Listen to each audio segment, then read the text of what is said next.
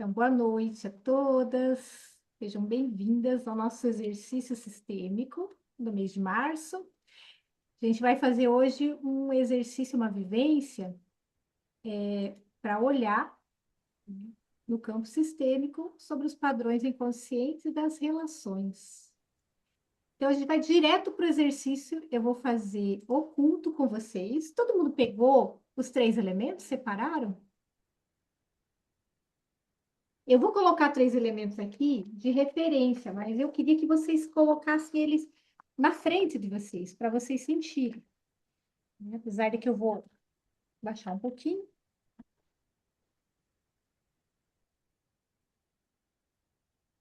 Sim, Aqui, ó. Vou colocar um do ladinho do outro, que aí vocês vão ver que tem três tamanhos. Ó, agora apareceu. Então, vamos fazer uma respiração para a gente conectar com esses três elementos que vão levar a gente a compreender algumas dinâmicas ocultas. Vou pedir para vocês fecharem os olhos um pouquinho.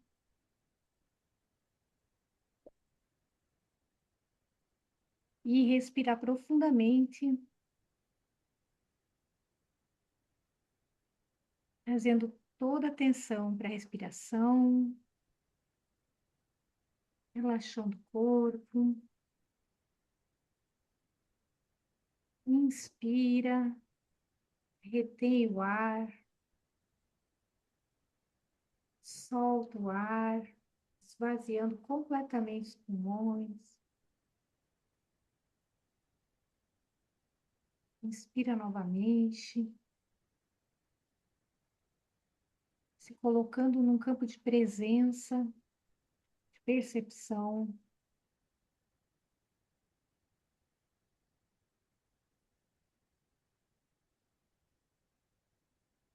À medida que você respira, vai relaxando o corpo, relaxando a cabeça. Sente o couro cabeludo, face, pescoço. Sente os ombros relaxando, solta os ombros, o tronco, o abdômen. Relaxa os quadris, os membros superiores, os membros inferiores.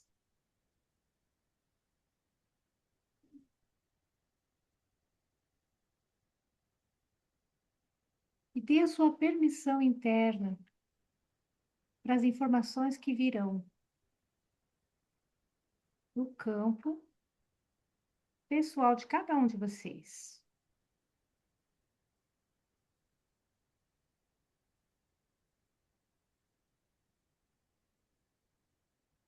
E mais uma tomada de respiração profunda. Pode abrir os olhos.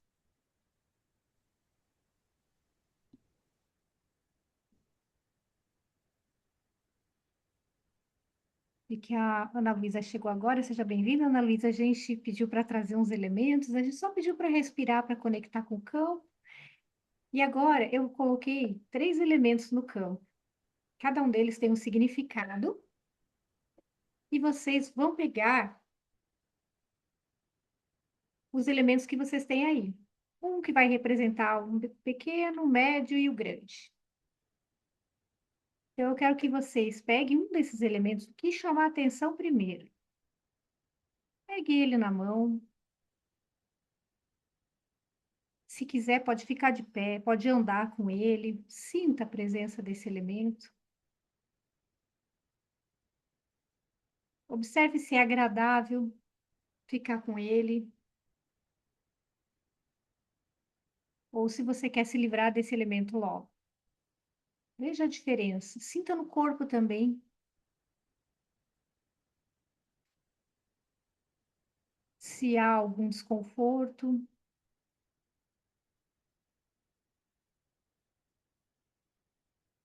ou algum movimento. ou até mesmo algum conforto em estar com esse elemento na mão.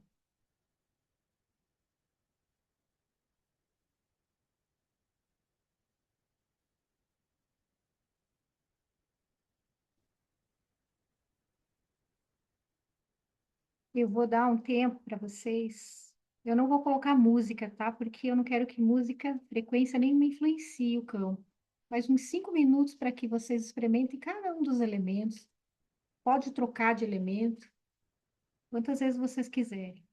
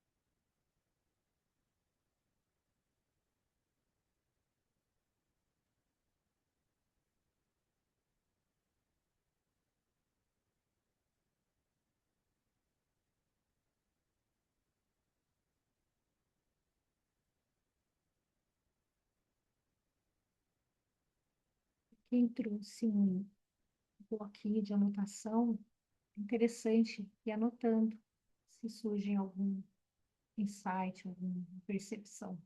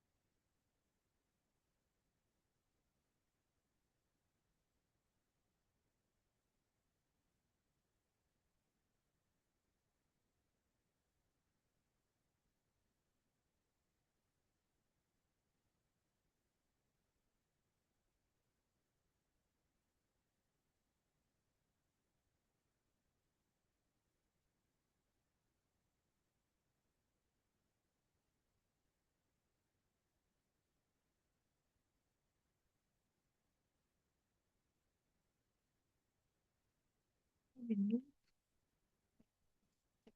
e aí a gente já vai conversar.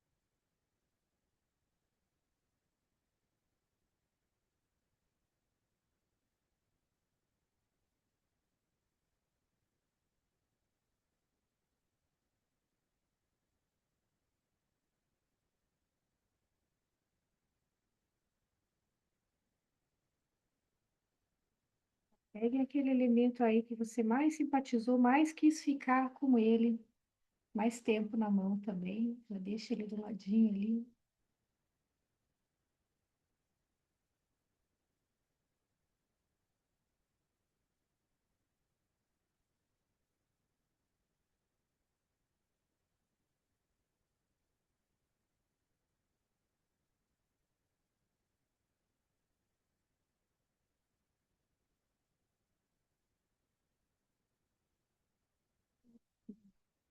Todo mundo conseguiu terminar o exercício?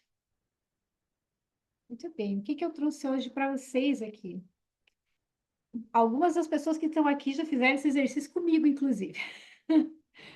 E já vão entender. A gente hoje veio trabalhar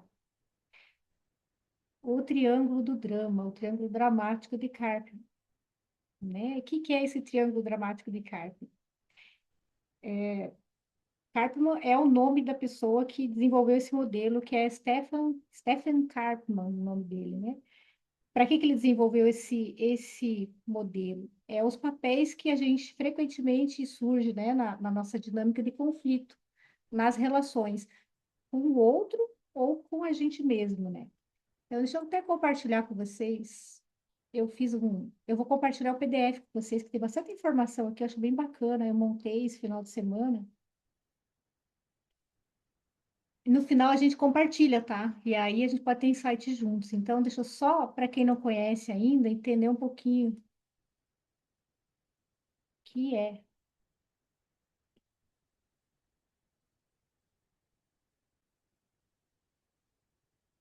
Ok. Muito bem, deixa eu só tirar essa telinha daqui. Ok. Então, aqui é a apresentação, né? O que que você viveu com essa experiência, né? O que que todo mundo experimentou hoje aqui? Eu fiz oculto justamente porque foi intencional, para que a mente da gente não entrasse sabendo o que que estava experimentando ali no campo, né? E aqui, nesse espaço, né, não é para a gente entender, é para a gente perceber qual é a dinâmica que está acontecendo ali no subconsciente. Então, o triângulo dramático, o triângulo do drama, é esse modelo que descreve padrões inconscientes. Deixa eu até colocar no modo apresentação. Eu não vou ver vocês, vocês estão vendo?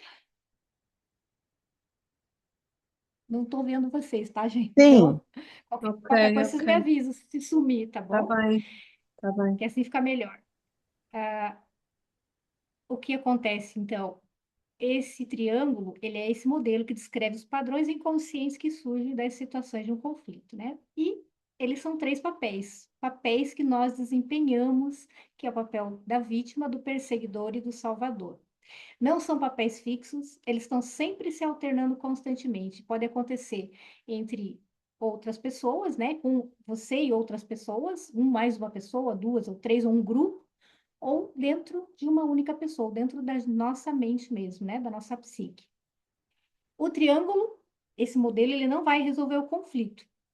Ele serve para manter o padrão em movimento. Ele é o sistema. Então, os papéis do triângulo da vítima.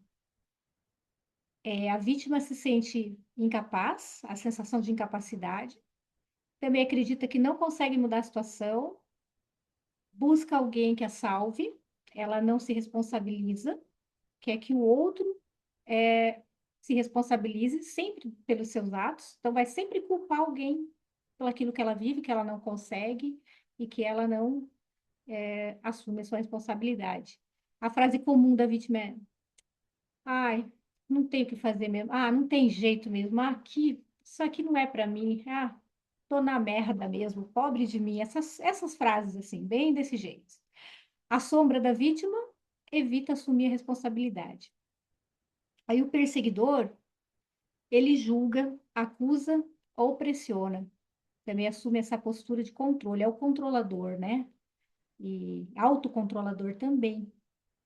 E ele coloca o outro como culpado. Então, ele vai sempre acusar alguém. É aquele famoso dedo julgador, né? Ou tá lá julgando, mas eu também estou me julgando ao mesmo tempo. A sombra do perseguidor projeta no outro aquilo que não quer ver em si. O famoso espelhamento. Então, é aquele que está sempre falando do outro, porque o outro fez isso, porque o meu marido, ele não me dá atenção, porque o meu marido, ele é muito relaxado e está sempre olhando no outro, mas o perseguidor, ele não olha para si e não admite que está errado. O salvador, ele ajuda sem ser solicitado. Então, ele sai, né, ele desequilibra a lei, né, sistêmica aqui, que é das trocas, e vai sempre tentar ajudar o outro, dar demais. Assume a responsabilidade do outro. Então, é aquele que, inclusive, quando vê o outro lá, né, não conseguindo resolver os seus problemas, ele vai lá e se intromete, daqui que eu faço para você, daqui que eu resolvo, né? Você é muito lerdo, você é... São coisinhas pequenas que a gente vai perceber. Claro, o grande conflito é mais fácil de perceber o papel que é desempenhado, mas nas nossas ações do dia a dia, a gente vai andar, a gente vai girar esse triângulo dentro de nós várias vezes. Assume responsabilidade alheia, precisa se sentir necessário e ele tem uma sombra, que é depender da fragilidade do outro para existir.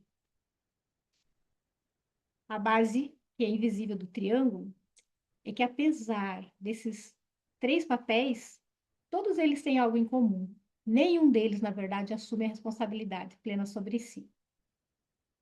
O salvador e o perseguidor se colocam como acima, por isso eu coloquei, né, os maiores aqui, e a vítima se coloca como abaixo. Então, isso cria relações muito desequilibradas. Aqui nessa vivência hoje, o que que a gente percebeu, né? O que que pode você ter percebido, e aí você tem as suas anotações, no final a gente vai compartilhar. Qual que é o papel que você entrou com mais facilidade? Qual deles você sentiu atração primeiro? Aonde que você permaneceu mais tempo? Aquele que mais te agradou e que ficou mais confortável? Quando foi que você mudou de posição? O que que você sentiu quando mudou de posição? Vai tendo insight aí. Se tiver alguma coisa, vai anotando. Então, tem alguns insights que você pode ter ali, né? Depois aí você vai ter as suas percepções, no final a gente compartilha. Esse padrão, ele vai se manifestar hoje, ele se manifestou aqui no exercício. Nós tivemos um insight profundo, provavelmente cada um de vocês vai compartilhar com a gente sempre tem. Primeiro, não precisa, nesse triângulo, ter três pessoas, apesar de que pode acontecer uma triangulação, sim, com três pessoas. E às vezes nem duas pessoas, né? Pode acontecer dentro da nossa mente mesmo. E isso sustenta o triângulo dentro da gente mesmo. Então, aqui tem um exemplo, né? Se eu me sinto incapaz, eu estou, qualquer momento que eu me sinto incapaz de qualquer coisa, eu estou vestindo o papel da vítima. Se eu me critico, Se eu me cobro, ou se eu critico o outro ou cobro o outro, eu estou no papel do perseguidor. E o salvador precisa sempre compensar algo. Aqui que está.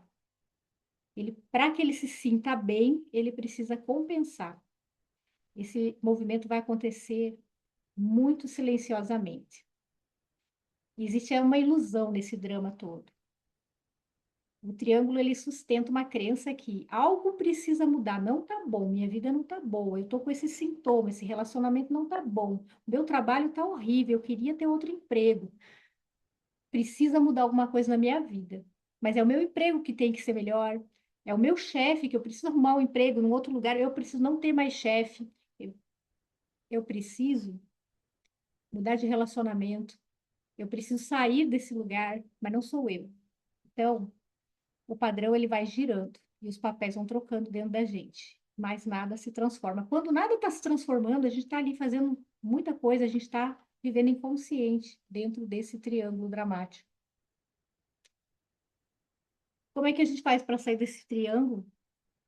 O primeiro passo, acho que todo mundo sabe aqui, você já está no autoconhecimento e nem preciso falar, né? Que não é mudar o outro, né? É tornar consciente de si mesmo. Então, a gente precisa tomar essa consciência, né? Reconhecer que todo comportamento, ele parte de dentro de nós. E é uma tentativa, assim, de atender alguma necessidade, uma necessidade que está oculta em mim, não no outro. O outro tem a necessidade dele, mas aí não cabe a mim, né? E isso vai gerar empatia quando a gente começa a mudar esse olhar. Então, a gente vai sempre se perguntar, o que que é meu aqui? O que que é do outro? O que que eu posso realmente oferecer? Ou reconhecer os limites. Então, para transformar esse padrão na prática, o que a gente pode fazer?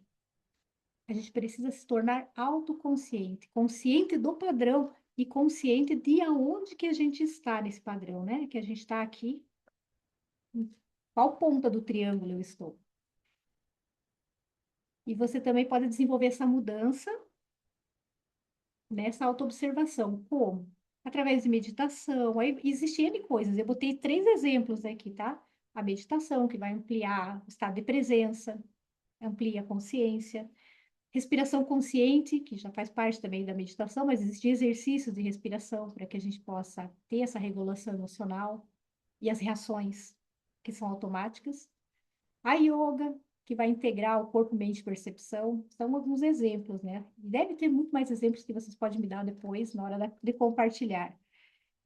E a gente sai desse modo reativo para entrar nesse modo de observador do próprio padrão interno. Os caminhos terapêuticos de aprofundamento, eu coloquei aqui aqueles com que eu trabalho, né, que eu acho muito bacana. E depois vocês podem sugerir alguns também aqui. A constelação familiar vai revelar, né, essas dinâmicas ocultas, emaranhamentos sistêmicos, e também esses determinados papéis que nós estamos mais acostumados a ficar dentro desse triângulo, aonde está o emaranhamento sistêmico, nesse papel. Ali pode ser a chave para eu deixar de exercer esse papel, né, com tanta frequência. Aí a gente usa a terapia da origem para compreender a raiz emocional desses padrões e dos sintomas também. O AISE, que eu já fiz com vocês um exercício, acho que eu vou marcar para a gente fazer novamente, e foi o Dr. Rajan Sankara, um homeopata contemporâneo mais respeitado da atualidade, que desenvolveu esse processo, que é simplesmente se tornar o observador do próprio padrão interno, da sua própria canção interna, observar essa experiência, é uma vivência muito profunda de autoconhecimento e desbloqueio da energia do fluxo interno. O Theta Healing para reprogramar crenças, né, e abrir espaço para novas formas de perceber. E aí, quando a gente começa a alterar, né, a gente começa a se observar, tornar observador, aonde a gente está atuando mais, né, se prendendo mais a esse papel, nós podemos transformar. Então, em vez da vítima, a gente pode transformar esse Se eu estou consciente de que aquele ali sempre foi um papel de vítima, né? O reclamão, quando a gente reclama muito de alguma coisa, a gente está se colocando nesse papel, né? Então a gente para de sair, de estar na escassez, porque a vítima, quando ela reclama, ela entra no estado de escassez. Se eu assumo a responsabilidade, reconheço o poder de ação, eu começo a criar possibilidade, eu abro o campo para me tornar um criador. Eu saio da vítima e me torno um criador. No papel do perseguidor, eu consigo trazer verdades com consciência, também provocar um crescimento, posso me fortalecer. Não é com punição, trago a força. Eu me desafio, mas eu me desafio com consciência. E o Salvador, ele para de ser um invasor, ele pode ser um mentor, um questionador. Então, ele vai trazer a sua autorresponsabilidade e deixar que outro se responsabilize. Mas ele pode perguntar em vez de resolver o problema do outro, né? E apoiar que o outro tenha autonomia. Isso aqui é muito interessante. Nessa vivência de hoje, a gente viveu um espelho. A ideia foi trazer um espelhamento mesmo, que às vezes pode ter sido desconfortável, mas pode ter trazido ali muita informação. E a reflexão, né, para a gente é essa aqui hoje. Em quais relações você entra nesse triângulo? Qual que é o papel mais automático para você dos três? E o que que você evita assumir ou permanecer nele? E o que que se torna possível quando você se observa, quando você se torna o observador? Para a gente concluir, para a gente compartilhar, para sair desse triângulo, não significa que nunca mais a gente vai entrar nele, porque é impossível a gente não viver um conflito. A gente se relaciona com outro, ou com grupos de pessoas, ou com situações, e sempre vai aparecer algo ali que vai fazer a gente entrar no triângulo novamente. Só que se eu estou me auto-observando e eu sei qual é o papel que eu estou exercendo, se eu me reconheço, então a minha reação ela não é mais automática. Aí eu vou ter minhas técnicas, cada um vai desenvolver técnicas ou fazer algumas terapias para poder se auto-observar e não ter uma reação automática, uma resposta consciente àquela situação. Cada vez fica mais fácil, né? E esse é o movimento do observador consciente. É assim que vai começar a transformação. Aí eu coloquei as referências aqui no final dos livros, se alguém quiser ler um pouquinho sobre isso, né? Porque eu não tenho autoridade, eu só coloquei o exercício, pesquisei um pouco, mas eu não conheço muito. E, gente, é isto. Deixa eu só descompartilhar aqui. E agora a gente vai compartilhar. Se alguém quiser fazer algum um comentário sobre o exercício ou alguma pergunta, ou se quiser fazer uma contribuição mesmo de algum insight interessante que teve, antes da gente começar os compartilhamentos mais profundos, que daí eu desligo a gravação para não. Ô, Cris, você falou, eu boiei, desses três que você colocou aí, do menor para o maior, quem é quem? Então, eu coloquei assim. Deixa eu colocar aqui de novo. Veja, tem três tamanhos, né? Isso. O tanto o perseguidor como o salvador, eles são os grandes, né? Eles se colocam numa posição maior. Eu ainda botei o salvador maior, porque o salvador ele ainda Ah, põe naquele papel sistêmico que é lá acima de todo mundo, né? E a vítima, ela sempre se coloca para baixo. A vítima sempre. Aliás, eu vou dar um exemplo de vítima para vocês. Eu não sei se alguém assiste BBB, mas tem uma vítima no BBB, alguém sabe? Que assim, ela exerce o papel de vítima quase que o tempo inteiro. Alguém sabe quem é? Tá bem todo mundo falando ali. Eu vejo muito no Twitter aqui, quando eu vou ver as notícias. Mas ninguém tá assiste aqui, né? Ah, tá. Então não adianta usar de exemplo. Mas tem uma vítima lá, assim, que ela, aliás, ela está realmente nesse papel e é impressionante a gente observar de fora, assim. Enfim. Teve algum insight, Dani?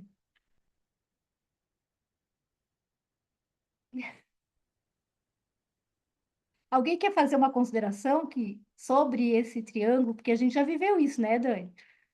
É, pode falar, Cris?